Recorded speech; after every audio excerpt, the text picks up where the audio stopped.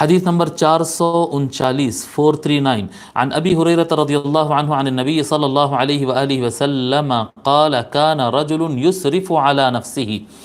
حضور اکرم صلی اللہ علیہ وآلہ وسلم فرماتے ہیں ایک آدمی تھا جو خود پر ظلم کرتا تھا، یعنی بہت زیادہ گناہ کرتا تھا، اس سے بہت گناہ ہوتے تھے. فلما حضره الموت قال لبنيه، جب اس کی موت کا وقت آیا تو وہ اپنی اولاد سے بولا، بستر مرگ پر ہے، مرنے والا ہے، تو اپنی اولاد کو بلا کر وصیت کیا، نصیحت کیا. فرمایا اذا انا مت فاحرقوني، اگر میں مر جاؤں تو میرے جسم کو جلا دینا، میری باڈی کو آگ لگا دینا. ثم اطحنونی، پھر وہ جو بچ جائے گا جلنے کے بعد جو راکھ ہو جائے گا اس کو چکی میں ڈال کر پیس دینا، پاؤڈر بنا دینا اس کو. ثم ذرونی فی الريح، اتنا باریک پاؤڈر بنانا اور اس کے بعد ہواؤں میں اس کو اڑا دینا. جی جب تیز ہوا چلے تو پہلے جلانا، پھر اس کو پیس کے بالکل باریک پاؤڈر بنا دینا، اور جب تیز ہوا چلے تو اس ہوا میں ان ذرات کو اڑا دینا. فواللہ لئن قدر علی ربی لیعذبنی عذابا ما عذبہ احدا.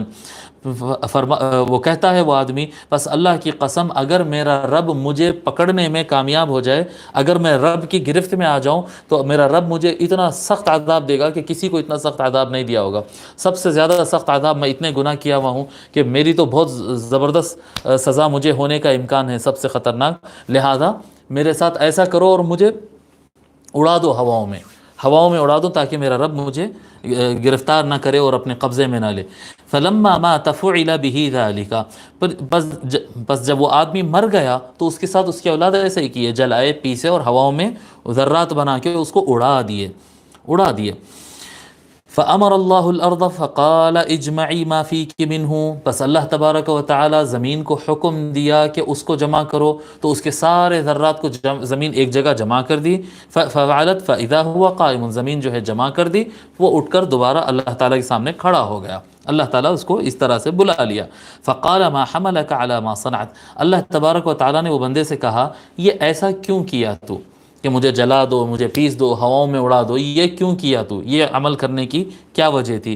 قال یا ربی، وہ شخص نے کہا یا ربی خشیتک، یا رب، اے اللہ، اے میرے پروردگار، تیرے سے ڈر کے کیا، تیرا خوف دل میں آیا کہ تو مجھے سزا دے گا، میں ڈروں گا. او قال مخافتک، اے میرے پروردگار، تجھ سے خوف کھایا، یا ربی.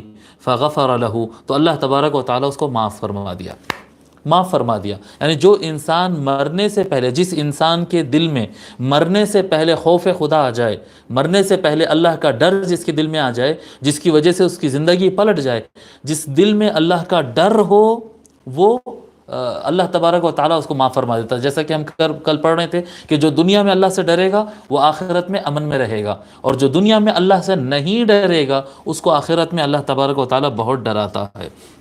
متفق علیہ، یہ حدیث امام بخاری اور مسلم دونوں نے روایت کیا.